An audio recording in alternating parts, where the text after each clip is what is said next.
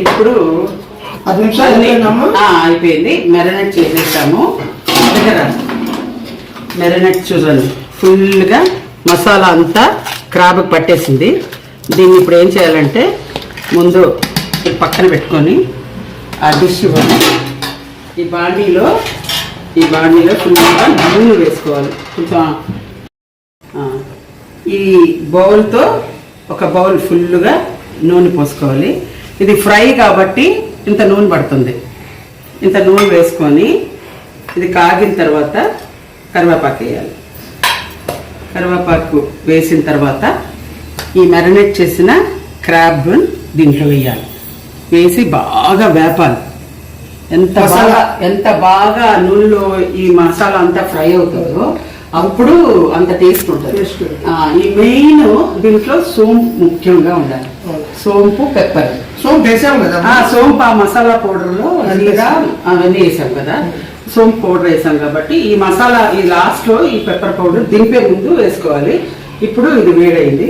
ఇప్పుడు వెంటనే కరివేపాకు ముందు కరివేపాకు వేసి అది వేగుతున్నప్పుడు ఇది వేసేయాలి.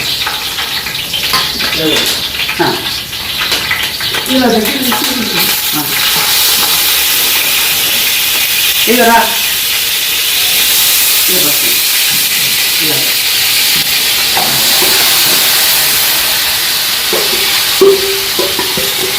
ఇందులో కోకోనట్ వాటర్ ఉంది కదా, ఇందులో కొంచెం వేసి పెట్టండి.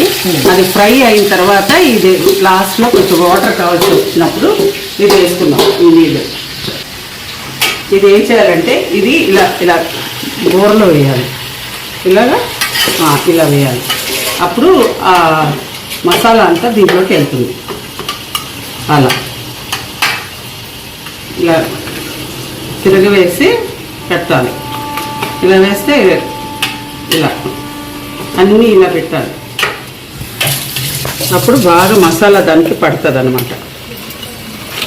సూపర్గా ఉంటుంది. అప్పుడు ఈ క్రాబ్ ఎవరు తినేవాళ్ళు తినను అని చెప్పరు, అంత బాగా ఉంటుంది.